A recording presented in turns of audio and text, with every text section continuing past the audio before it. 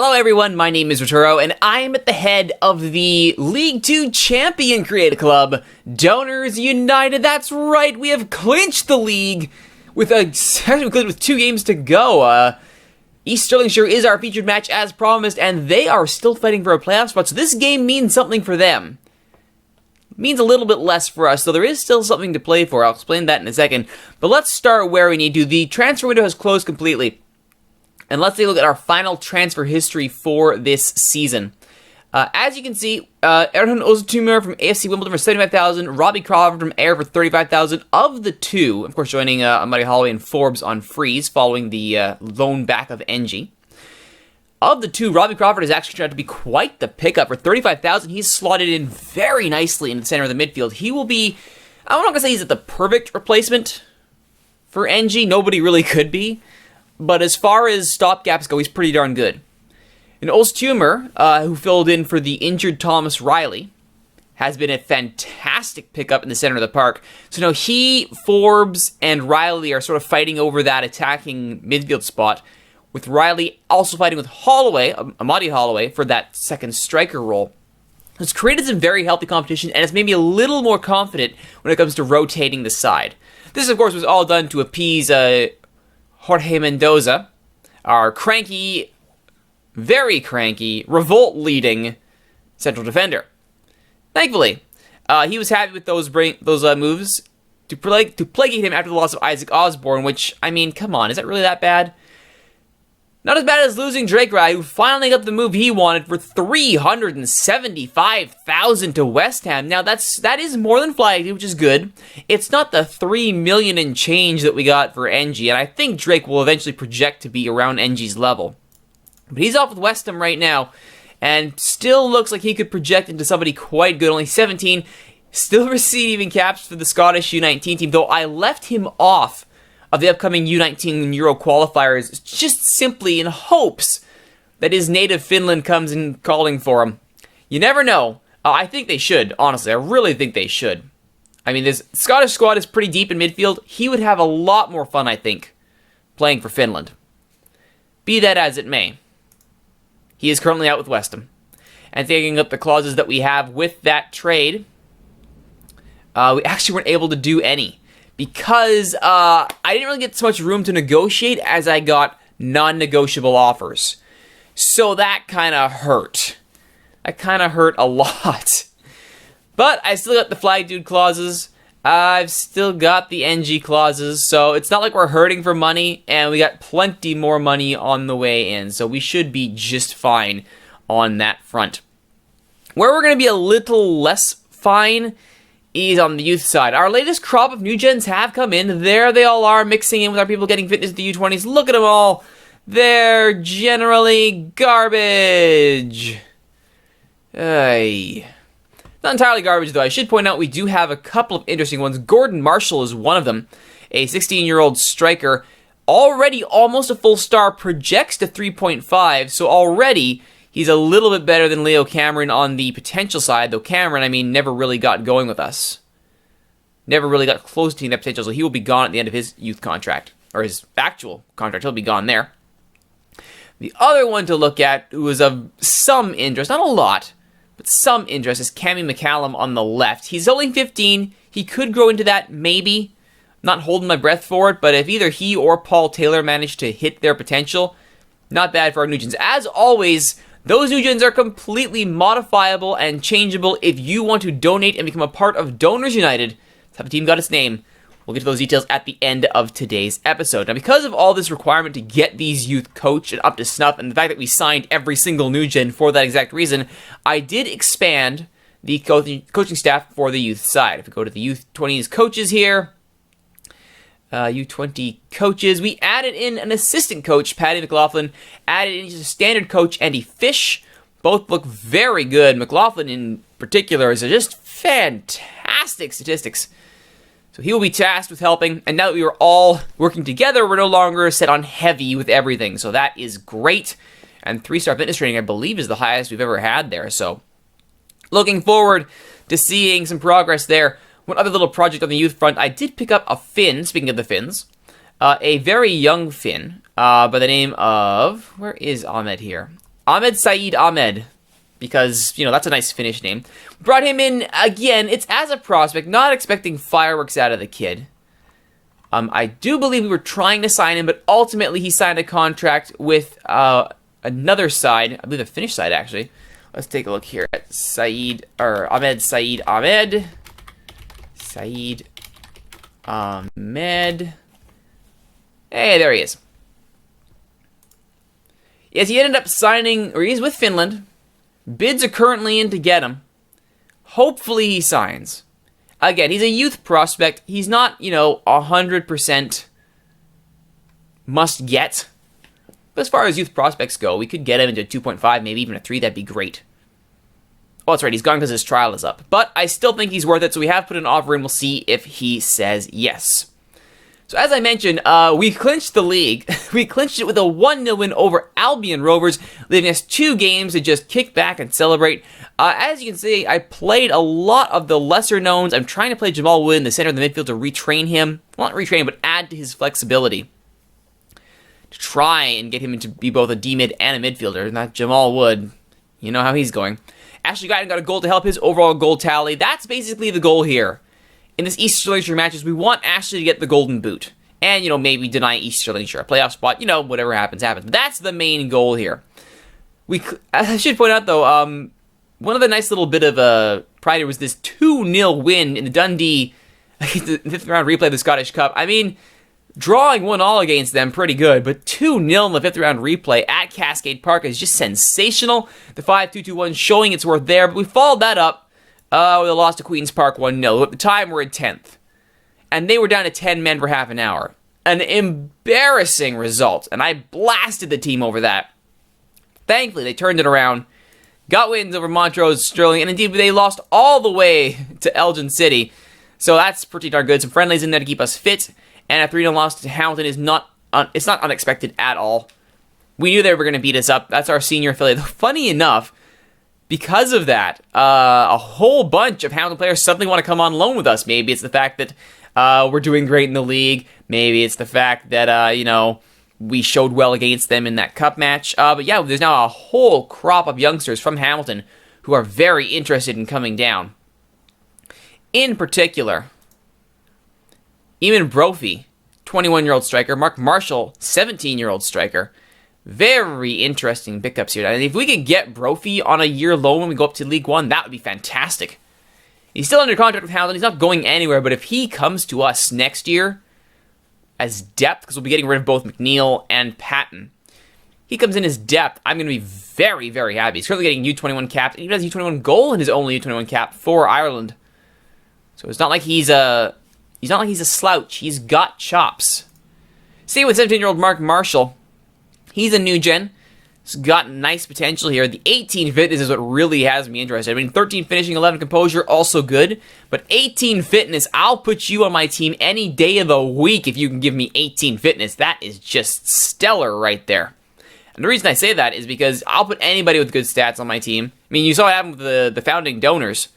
But these founding donors, because they are so good, because I've been giving them minutes, they're getting calls up. NG called up to the US U20 team. Not a shocker there. Drake got a call up. Again, I called him up to my Scottish team. I don't know if he's getting called up by Finland. I hope he is. But a very interesting call up. Mark Daly has been called up by the Netherlands. You'd think Canada would be leaping at the chance to call him up. But instead, he's called up by the Netherlands. Looking on the international duty here, he actually did very good in his U19 debut. Went the full 90 against Poland, 7.1 in a 2-0 win over Poland. 6 of 6 tackles, 6 of 6 headers, 23 passes. That sounds like a Mark Daly performance. But very good. I guarantee you Holland will be happy to see that. Now, the interesting thing will be is, does Canada make a move for him? Because he is still eligible for both. Have to see which country's allegiance he manages to secure. And that, speaking of securing, I mean, we've secured this, as I mentioned, we've secured this overall spot. So the one thing to look for is stats. Let's take a look at them right now. Oh, let's see. Campeones, or whatever the Scottish equivalent is. Team overview. Currently most goals in the league, 58 to 52, 6 goals up on Berwick. I doubt they're going to shellac for 6 goals in their final game. We'll just have to wait and see. On tackles, surprisingly, we're also winning 75% of our tackles ahead of Albion and Montrose. Though, false liar there. They're both having horrible seasons. Albion dead last in relegation playoffs, so let's not look at that too closely, shall we? Passes completed 76%, pretty good, top of the league. Most crosses completed 15%. This flag dude special lives on, you might say. Our on-target percentage is in 5th. That's not a shocker. We've really got to be better than having somebody other than Ashley Gratton hitting the target, but such is life. Speaking of that Ashley Gratton, though, 16 goals with that penalty atop the leaderboard. He currently is level with Ali Graham. So, ideally, we'd like to score a couple, at least more than Graham, to get Gratton the golden boot outright. You don't have to rely on tiebreakers. That would be great. NG currently leading with key passes, 150 to 116. Not even close. Not even close. So Thomas O'Reilly, 51% on target. Pretty good. Karen McLean, currently with most assists with 9. Actually, a 3-way tie for 9. Mark Doherty. That was the shocking part to me. He's been providing quite a few assists. His overall performances have really dropped off, which is not good. But he's still providing assists. So there you go. Sitting in 4th right now. A tie for 4th. The overall assist table. Dribbles, Ashley Gratton, he's up there. Of course, he's almost 2 a match. Good for 4th. We don't have many runners over the 90s. Just to keep everybody compact, there's no need to do that much running. Most tackles per match, NG, shockingly, is ahead of Snorlax. Tells you how much of an all-rounder NG is. What a great player he's been. Absolutely fantastic. 3.42 per game. Snorlax at 3.16. Key tackles, Lewis Toshny. That's not a shocker for me. Our best at 8th in the league at 14 overall. Still far behind some of the other tacklers in the game. Johnny Fairbairn, well, he's been doing all right. He's been doing all right for Berwick. He's all right. Most shutouts, definitely not us, but Hollis has 7 to his name. And least conceded, again, not us. Hasn't been the best season defensively, but compared to last season, it's just been night and day. I mean, let's just take a look at the league here. This season, only conceded 33. Last season, 30, that's East 5, 43. So we've improved by 10. That's all right. The important part is we've gone from 43-4 to 58. So improving by 15 there is excellent. Good enough for that 25 goal differential, which is what you would expect out of a league champion, especially one that was expected to win this league. I mean, if we go back to the media prediction here, yeah, we're in first where we were told to be. Berwick and Clyde, about where you want. Stirling and East Stirlingshire, and Elgin, shocking everybody to fight around the 4-5-6 spot. Queen's Park, Annan, Montrose, and Albion Rovers, just dismal. Still, we've done what was asked of us. Quite happy about that. So let's go and finish it here. Our goal today is to try and get Ashley Gratton the golden boot against East Stirlingshire, who are fighting for a playoff spot. It will not be injured, or it won't be injured. They have 3 people injured. It will not be easy. That's the word I was looking for. Our starting 11, not a shocker here at all. Hollis, Toshi, Mendoza, Daly, and Rutherford. Daly has actually been showing quite nicely. He's up to 2 stars already, hence why he's been getting called up. These minutes are really setting him rocketing up. Unlike Vili, poor Vili, but I'm trying to give him more minutes, and when I do, he just doesn't seem to take that next step. Gonna be interesting if I can get him minutes next year. I have re-signed Rutherford, and I've re-signed Doherty. Jack Kelly will be gone. Though, be honest, Rutherford is there now more for his left-sided work, because it turns out he can play as a pretty good supportive, even attacking at times, left-sider. So having him there, putting Daly, Mendoza, and Toshny, means I can give Daly his minutes and play Toshny in his favored right-hand spot. Very happy about that. NG and Stins in the center. That gruesome twosome has been doing wonders for us. Stins, 7.05 average, looking very good. An excellent supportive midfielder, doing all the dirty work. Ernol's Tumor will go into the midfield. 6 appearances, 7.10. It's pretty darn good. Thomas Riley and Ashley Gratton up top. Hopefully we can rediscover that Riley-Gratton connection since they did so well earlier in the season. Riley, of course, good for 13 goals. Amadi Holloway, good for 5 in his 15 appearances. He will be coming off the bench as a target option just to shake things up if necessary. Forbes and Crawford also on the bench. Jamal Wood, 17 appearances, 6.8. That's actually pretty good for Jamal Wood, trying to get him some minutes as well. Jack Kelly and Billy Bonin, our other subs. Jamal is slowly progressing. He's still horrible, and he's still only playing at D-mid, despite claiming he can play at every position on the park. We all know that's not true, though we are now focusing our efforts on retraining him as a central midfielder to see if he can actually get into that area of the pitch. Let's get into it. A win lose, draw, doesn't matter.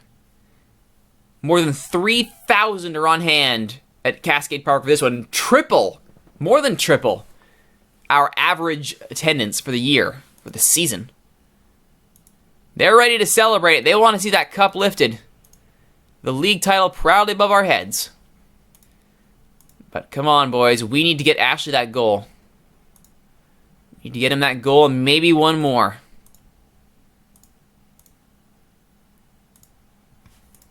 Here we go, the donors in their reverse Cascadian kits at Cascade Park. East Stirlingshire in their yellow and black. It's a packed house. Let's give the fans exactly what they want to see. Goals. NG's corner. For Gratton, no. That's going to be the target all game. Put it on Gratton's boots. See what happens. Tumor. Second effort. Blocked. Still loose and cleared. Still the donor's ball. NG. Tumor. Out wide for Rutherford. He's doing very well. He's doing great on his overlap. Now they put him in that more of attacking role. Goes far post. But a little over the heads of everybody, and it's cleared.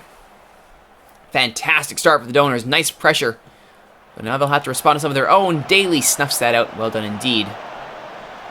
Gratton tracks back to get to that one, and now the counter is on. Gratton get a switch, or will he go himself? He goes back to Rutherford. NG. Little back to Tumor. There's the ball for Gratton. Great work to get Gratton free. Need to cross it from here, no doubt. There's to Rutherford. NG. NG tries to have a go himself, but it's blocked. Will Toshny bomb it in? Snorlax. Toshny. There's the cross! God is there, though, to snuff it out. Getting excellent service now from Toshny and Rutherford now that we've made that adjustment to the flanks. That might be the adjustment that we should have made earlier on. But I was relying on Doherty's experience, and it's a good thing that we did. He provided all those assists anyway. Gratton, got able to get a hand to it as that was labeled for the top corner. Gratton has actually finished his placement training as well, so he's also got that ability to find exactly where he wants to put the ball. Which is good. Force a save out of those keepers. Riley. Still with it. To Mendoza. Toshny.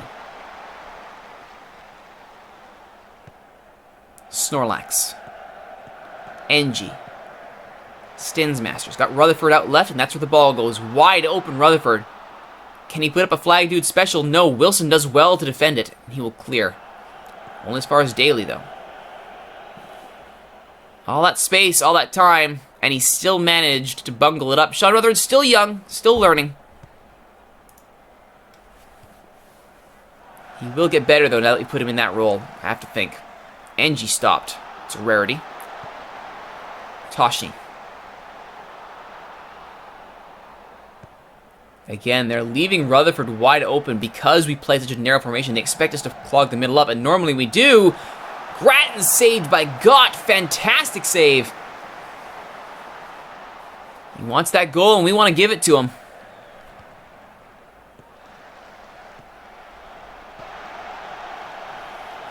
Riley.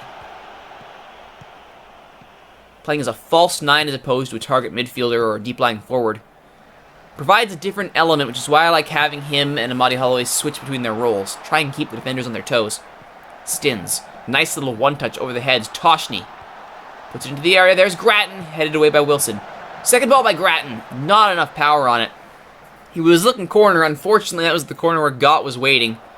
Perhaps a little pace on it. You make the keeper think twice. Unfortunately, it wasn't there. NG. Snorlax. Stins. Stinsmaster stopped by Gray, though it could be argued that Stins sort of just knocked the ball off of his shins. Less effort on the East Stirlingshire player's part. Mendoza, nice header to snuff out that through ball. And now this is Donors United. Twitch chat looking forward. Stins. Gratton. Distance! Blocked and deflected out. It'll be a corner. Everyone's sort of hovering around the area. There are more players back on this one. Mendoza! Nearly got there as it was more of a defensive corner. Tumor. Mendoza. Toshny. There's the ball. Gratton, though, can't get to it ahead of Bishop.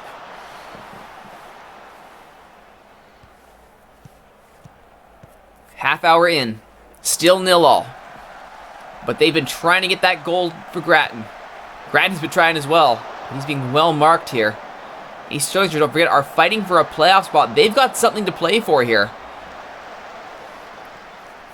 I think they're trying to just pack it in and hit us on the break.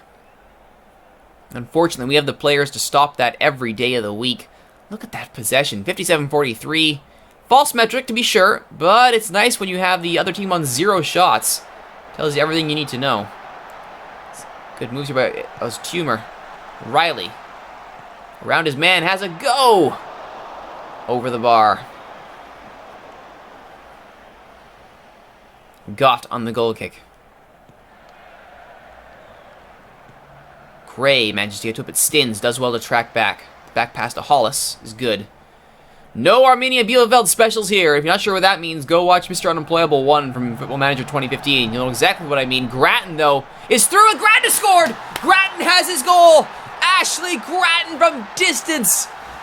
Just like he's done all season long, it looks like he's got somewhere to go, and then surprises everybody, beats the header, failed header from Bishop. Grattan makes him pay, doesn't wait, laces it for the far corner. Gott can't get that one. One that Gott will wish he'd have gotten. 1-0 for the Donors. Grattan has his goal. Now how about 2? Why not? Will the floodgates open here? Toshny. Snorlax. Osthumer. Riley. This is Osthumer still. Riley trying to unlock the defense there. Grattan to Stinsmaster, who's moved up.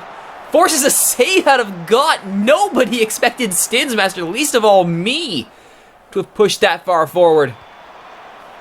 Ultimately, Gott was up to the challenge. Everybody and their dog was thinking Grattan would turn and fire. Instead, he lays off to Stins. An intelligent play. Riley's header!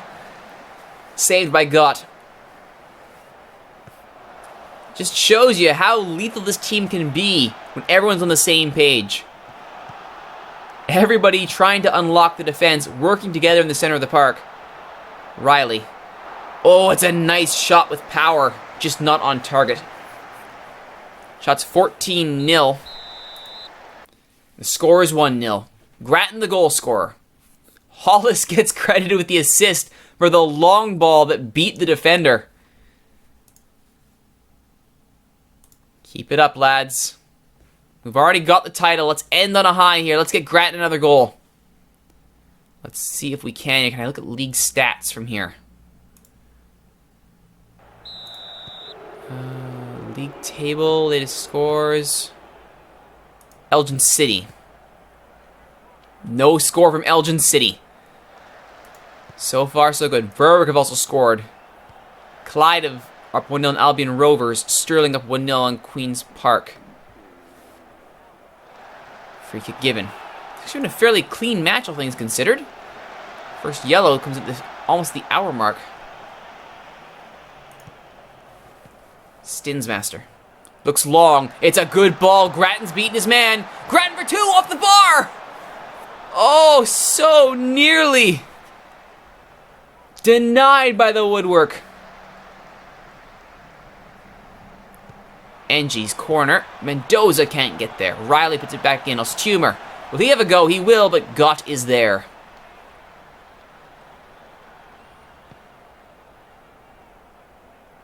Alright, what are we going to do for subs here? I think we bring on Vili. Let's get the future up going here.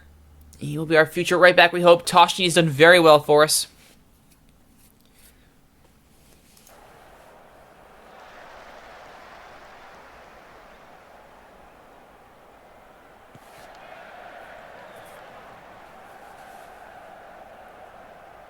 Definitely want to bring on Amadi Holloway for Riley. Again, just to provide that different dimension, as Riley seems to have been found out here. But there's a great ball over the top by Rutherford for Grattan.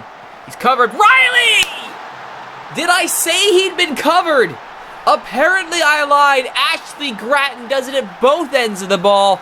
A great through ball from Sean Rutherford. Lovely over the top. Grattan does the work to run onto it. Both defenders post to him, and he just chips it across the face of goal. Riley loses his man wide open. 2-0 to the Donors. Alright, and I think here we give NG the standing ovation he deserves for a season well done, but will likely be his last game as a member of Donors United. We'll bring on Crawford, his natural replacement. We'll also bring on Amadi Holloway for Riley as a target man. NG is up for Player of the Year. And he'll get a hero's reception from the Cascade Park faithful. Only a couple minutes left before Donors United will celebrate a League 2 triumph. They've won the title, they've won promotion. League 1 beckons. And now the question is, do we have a golden boot for Ashley Gratton? Oh, very nearly!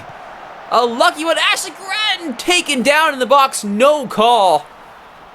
Might have been a case for it in that scramble. But it doesn't matter. They think it's over. It is now. The Donors have won League 2. Ashley Gratton with a goal and an assist. Does he have the golden boot? Let's find out. Meanwhile, Stirling above Clyde for third place. Berwick, Stirling, and Clyde have the playoff spots. East Stirlingshire stays on the outside. Their playoff dreams die. Good job, everyone. No goals for Elgin City. That should be the golden boot for Ashley Gratton. Let's see it. Donors United hammer East Stirlingshire. Stirling and Clyde guaranteed themselves playoff places. Gratton on fire. 26 goals across all competitions. The curtain comes down. Ta-da! Donors given 108,000. Why not?